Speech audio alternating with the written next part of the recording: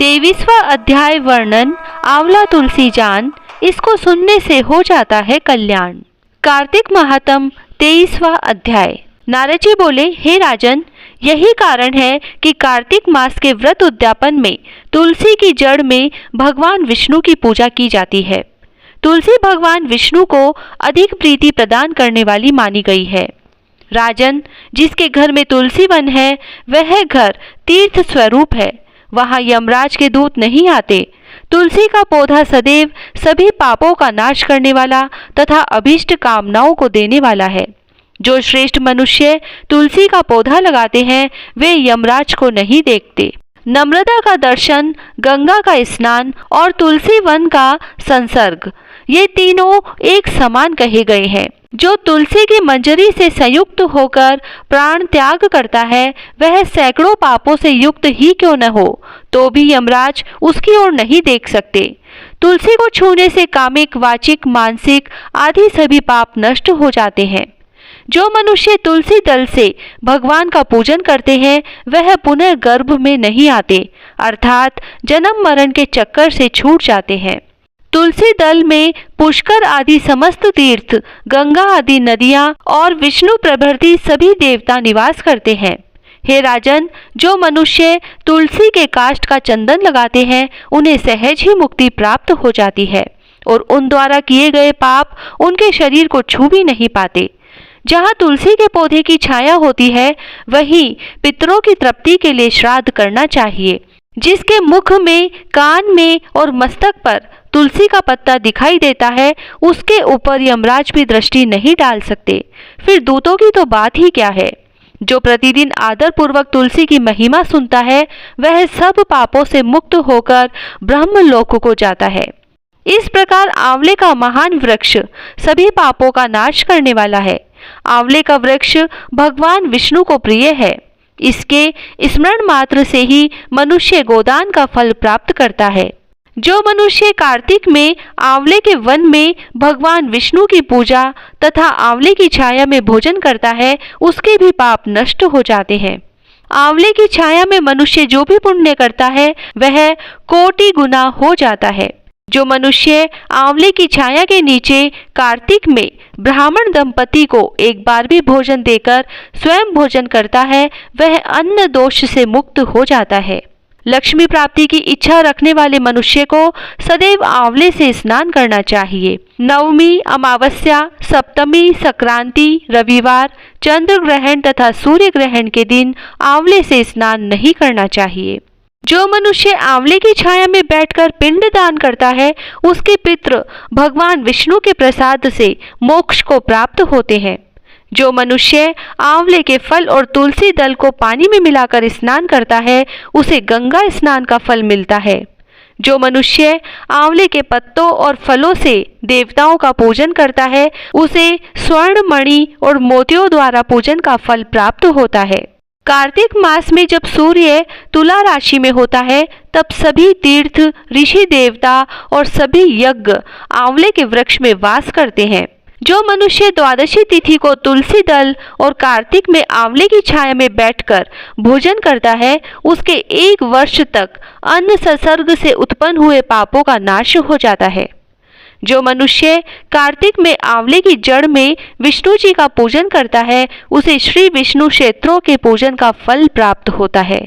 आंवले और तुलसी की महत्ता का वर्णन करने में श्री ब्रह्मा जी भी समर्थ नहीं है, इसीलिए धात्री और तुलसी जी की जन्म कथा सुनने से मनुष्य अपने वंश सहित भक्ति को पाता है। ओम नमो भगवते वासुदेवाय। 23वां अध्याय समाप्त। जय श्री राधे। कार्तिक की कहानी। 2 सास बहुएं थी। कार्तिक मास आया तो सास बोली, मैं कार्तिक स्नान के लिए तीर्थ जाना चाहती हूँ। बहू बोली, मैं भी चलूंगी। सास बोली, तू अभी बहुत छोटी है, अभी मुझे जाने दे। सासू तीर्थ गई तो बहू कुमार के से 35 कुंडे ले आई। रोज एक कुंडा भर कर रखती। उधर गंगा में सासू जी की नथ गिर गई। बहू कुंडे में नहाती हुई बोली, सासू नहावे उंडे, मैं नहाऊं कुंडे। इतने में गंगा की धारा कुंडे में आ गई, साथ में सासू जी की नथ भी आ गई। बहू ने नथ पहचान ली और अपनी नाक में पहन ली। महीना पूरा हुआ, सासू जी आई, बहू सामे लेने लगी तो सास नथ देखकर बोली कि तू यह कहाँ से लाई? तो बहू बोली, यह तो मेरे कुंडे में गंगा की धारा के साथ आ गई। पर सास ने कुछ ध्यान नहीं दिया। फिर सास बोली कि मुझे ब्राह्मण भोज करना है। तो बहू बोली कि सासू जी 2 ब्राह्मण मेरे भी जिमा दो, मैंने भी कार्तिक स्नान किया है। तब सास ने कहा कि तूने कहाँ कार्तिक स्नान किया? तो बहू बोली, ऊपर चलो मैं आपको बताती हूँ। ऊपर गए तो देखा सारे कुंडे सोने के हो गए। बहू बोली, मैं रोज कुंडा भरकर रखती और सुबह जल्दी उठकर नहाती और उल्टा करके रख देती। तब सासू जी बोली कि बहू तू तो बहुत भाग्यवान है जो साक्षात गंगा जी तेरे पास आई। तूने श्रद्धा और विश्वास से कार्तिक स्नान किया तो भगवान ने तुझे फल दिया। दोनों सास बहू ने धूमधाम से ब्राह्मण जिमाकर दक्षिणा देकर विदा किया। हे गंगा मैया, जैसे बहू पर कृपा की उसको कार्तिक स्नान कराया, वैसे हम सबको कराना। तुलसा जी की कहानी। कार्तिक के महीने में सब कोई तुलसा माता को सींचने जाती। सब कोई तो सींच के आ जाती, पर एक बुढ़िया माई आती और तुलसा माता से रोजाना कहती, तुलसा माता सत की दाता, मैं बिड़ला सींचू तेरा, तू कर निस्तारा मेरा। तुलसा माता अड़ुआ दे लडुआ दे, पीतांबर की धोती दे, मीठा मीठा ग्रास दे, बैकुंठ का वास दे, चटके की चाल दे, पटके की मोत दे, चंदन का काठ दे, झालर की झिनकार दे, साई का राज दे, दाल भात का जीमन दे, 11 का दिन दे, कृष्ण का कांधा दे। इतनी बात सुनकर तुलसा माता सूखने लगी। भगवान ने पूछा कि तुम्हारे पास तो इतनी औरतें आती हैं, तुम्हें जिमाती है, गाती है, तो भी तुम कैसे सूखने लगी?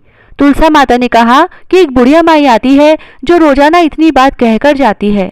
मैं और तो सब कुछ दे दूंगी, पर आप कृष्ण जी का कांधा कहाँ से दूंगी?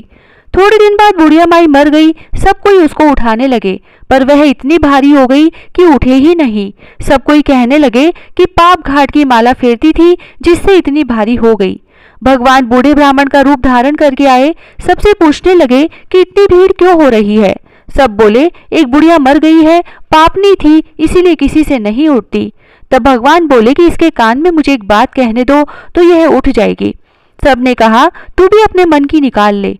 भगवान ने जाकर उसके कान में कहा, बुढ़िया माई तू बिड़ला सींचे मेरा, मैं करूँ निस्तारा तेरा। बुढ़िया माई अड़ुआ ले गड़ुआ ले, पीतांबर की धोती ले, पटके की मोत ले, मीठा मीठा ग्रास ले, बैकुंठ का वास ले, चटके की चाल ले, चंदन का काठ ले, झालर की झिनकार ले, साई का राज ले, दाल भात का जीमन ले, कृष्ण का कांधा ले। इतना सुनते ही बुढ़िया माई हल्की हो गई। भगवान उसे कांधे पर ले गए और उसकी मुक्ति हो गई। हे तुलसा माता, जैसा उसकी मुक्ति करी ऐसा हमारी करियो, जैसा उसको कांधा दिया वैसे सबको दियो। विनायक जी की कहानी। एक बुढ़िया माई थी, वह मिट्टी के गणेश जी की पूजा करती थी। वह मिट्टी के गणेश जी रोज बनाती, रोज गल जाते। सामने एक सेठ का मकान बन रहा था तो वह वहां जाकर बोली कि पत्थर का गणेश बना दो। मिस्त्री बोले, जितने में हम तेरा पत्थर का गणेश गढ़ेंगे उतने में अपनी दीवार न चीनेंगे। बुढ़िया बोली कि राम करे तुम्हारी दीवार टेढ़ी हो जाए। अब उनकी दीवार टेढ़ी हो गई। वो बनावे और ढा देवे, बनावे और ढा देवे। इस तरह करते करते शाम हो गई। शाम को सेठ आया और उसने कहा, आज कुछ भी काम नहीं किया। तो मिस्त्री कहने लगे कि एक बुढ़िया आई थी, वो कह रही थी कि मेरा पत्थर का गणेश गढ़ दो। हमने नहीं गढ़ा तो उसने कहा कि तुम्हारी दीवार टेढ़ी हो जाए, जब से दीवार सीधी ही नहीं बन रही। सेठ ने बुढ़िया को बुलवाया और कहा कि हम तुझे सोने का गणेश मढ़ देंगे, हमारी दीवार सीधी कर दो। सेठ ने बुढ़िया को सोने का गणेश मंडवा दिया और सेठ जी की दीवार सीधी हो गई। हे विनायक जी महाराज, जैसे सेठ की दीवार सीधी करी वैसे सबकी करना। कहता न सुनता न हुकारा भरता ने सारे परिवार की रक्षा करना। हे कार्तिक महाराज, सबकी मनोकामनाएं पूरी करना, सबकी रक्षा करना। जय श्री राधे। लपसी तपसी की कहानी। एक लपसी था, एक तपसी था। तपसी तो भगवान की तपस्या करता। लपसी रोजाना 1.25 सेर का हलवा बनाकर भगवान को भोग लगाकर टाली हिलाकर जीम लेता। एक दिन दोनों में झगड़ा हो गया। लपसी बोला मैं बड़ा, तपसी बोला मैं बड़ा, क्योंकि मैं भगवान की तपस्या करता हूँ। नारद जी बोले कि तुम्हारा फैसला मैं करूँगा। दूसरे दिन तपसी नहाकर आने लगा तो नारद जी ने 1.25 करोड़ का मुंदड़ा तपसी के आगे गिरा दिया। उसने आंख खोलकर देखा तो मुंदड़ा पड़ा था। उसने उठाकर पैर के नीचे दबा लिया और तपस्या करने लगा। उधर लपसी ने 1.25 सेर का हलवा बनाकर भगवान को भोग लगाकर टाली हिलाकर जीम लिया। इतने में नारद जी आए और दोनों को अपने पास बैठाया। दोनों पूछने लगे कि कौन बड़ा है। नारद जी ने तपसी से कहा कि अपना पांव हटा। पांव हटाते ही मुंदड़ा निकला। तब नारद जी बोले कि मुंदड़ा चुराने से तेरी तपस्या भंग हो गई है, इसीलिए लपसी बड़ा है। तपसी कहने लगा कि मुझे मेरी तपस्या का फल कैसे मिलेगा। नारद जी बोले कि तेरी तपस्या का फल कार्तिक नहाने वाली देंगी। सब कहानी कहकर तेरी कहानी नहीं कहेंगी तो कार्तिक का फल तुझे हो जाएगा। धोती देकर अंगोछा नहीं देंगी, सीधा देकर दक्षिणा नहीं देंगी, ब्राह्मण जिमाकर दक्षिणा नहीं देंगी, दीवा चास कर हाथ न जोड़े तो तेरा पुण्य होगा। कपड़ा दे के बटन न लगावे, दाहिने हाथ नाड़ा बांधे तो सबका फल तुम्हें हो जाएगा। और इतना कहकर नारद जी चले गए। लपसी को फल लपसी ने हो जो, तपसी को फल तपसी ने हो जो, माँ की कथा कहानी को फल माँ ने हो जो। पीपल पटवारी की कहानी। एक गुजरी थी, उसने अपनी बहू से कहा कि तू दूध दही बेच के आ। वह बेचने गई तो रास्ते में औरतें पीपल पटवारी सींच रही थी। उनको सींचता देखकर बहू ने पूछा कि तुम यह क्या कर रही हो। औरतें बोली कि हम पीपल पटवारी सींच रही हैं, इससे अन्न और धन होता है, 12 वर्ष का बिछड़ा हुआ पति मिल जाता है। बहू बोली ऐसी बात है तो तुम तो पानी से सींचती हो, मैं तो दूध से सींचूंगी। अब तो गुजरी बहू रोजाना दूध दही बेचने ही नहीं जाती, वह रोजाना दूध तो पीपल में और दही पटवारी में सींचती। सास दूध दही का दाम मांगती तो कह देती कि महीना पूरा हो जाने पर दे दूंगी। कार्तिक का महीना पूरा हो गया, पूनम का दिन आया। बहू पीपल पटवारी के पास जाकर बैठ गई। पटवारी ने पूछा कि तू मेरे पास क्यों बैठ गई। तब बहू बोली कि सासू दूध दही का दाम मांगेगी। पीपल पटवारी बोली कि मेरे पास क्या दाम रखा है, ये भरा डिंडा पान पतूरा है, इसको ले जा। बहू ने वही ले जाकर कोठरी में रख दिया और डर के मारे कपड़ा ओढ़कर सो गई। सासू बोली कि बहू पैसे ला। बहू बोली कि कोठरी में रखा है।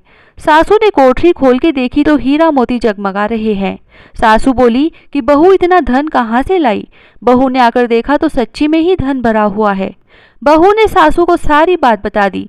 सास ने कहा कि अब की कार्तिक में मैं भी पटवारी सींचूंगी। कार्तिक आया, सास दूध दही तो बेचकर आ जाती और हांडी धोकर पीपल पटवारी में चढ़ा देती। आकर बहू से कहती कि मेरे से दाम मांग। तब बहू कहती सासू जी कोई बहू भी दाम मांगती है क्या, पर सासू कहती कि तू मांग। बहू बोली कि सासू जी पैसे लाओ, तो वह पीपल पटवारी के पास जाकर बैठ गई। पीपल पटवारी ने सासू को भी पान पतूरा भरा डिंडा दे दिया। उसने वही ले जाकर कोठरी में रख दिया। बहू ने खोलकर देखा तो उसमें कीड़े मकोड़े बिलबिला रहे हैं। बहू ने कहा सासू जी यह क्या है। तब सास ने आकर देखा और बोलने लगी कि पीपल पटवारी तो बड़ी दोगली पटपीटन है, इसको तो धन दिया और मुझको कीड़ा मकोड़ा दिया। तब सब कोई बोलने लगे कि बहू तो सत की भूखी सींचे थी, तुम धन की भूखी सींची। हे पटवारी माता, जैसा बहू को दिया वैसा सबको देना, जैसा सास को दिया वैसा किसी को मत देना। तुलसी महारानी नमो नमो, हरि की पटरानी नमो नमो। तुलसी महारानी नमो नमो, हरि की पटरानी नमो नमो। धन तुलसी पूरण तप की नो, शालिग्राम बनी पटरानी नमो नमो। तुलसी महारानी नमो नमो। जाके पत्र मंजरी कोमल, श्रीपति कमल चरण लपटानी नमो नमो। तुलसी महारानी नमो नमो, हरि की पटरानी नमो नमो। कौन से महीने बोई रानी तुलसा, कौन से महीने हुई हरियाली नमो नमो। तुलसी महारानी नमो नमो। कौन से महीने हुई तेरी पूजा, कौन से महीने हुई पटरानी नमो नमो। तुलसी महारानी नमो नमो। आषाढ़ मास बोई रानी तुलसा, सावन मास हुई हरियाली नमो नमो। तुलसी महारानी नमो नमो। कार्तिक मास में हुई तेरी पूजा, मंगसिर मास हुई पटरानी नमो नमो। तुलसी महारानी नमो नमो। धूप दीप नैवेद्य आरती, पुष्पन की वर्षा बरसानी नमो नमो। तुलसी महारानी नमो नमो। 56 भोग 3600 व्यंजन, बिन तुलसा हरि एक न मानी नमो नमो। तुलसी महारानी नमो नमो। जो तुलसी को सवेरे गाए श्री कृष्ण के दर्शन पाए, नमो नमो तुलसी महारानी नमो नमो। जो तुलसी को दोपहर में गाए खीर खांड का भोग लगाए, नमो नमो तुलसी महारानी नमो नमो। जो तुलसी को सांझ में गाए श्री कृष्ण की आरती उतारे, नमो नमो तुलसी महारानी नमो नमो। जो तुलसी को रात में गाए श्री कृष्ण के चरण दबाए, नमो नमो तुलसी महारानी नमो नमो। सभी सखी मैया तेरो यश गावे, भक्ति दान दीजिए महारानी, नमो नमो तुलसी महारानी नमो नमो। तुलसी महारानी नमो नमो, हरि की पटरानी नमो नमो।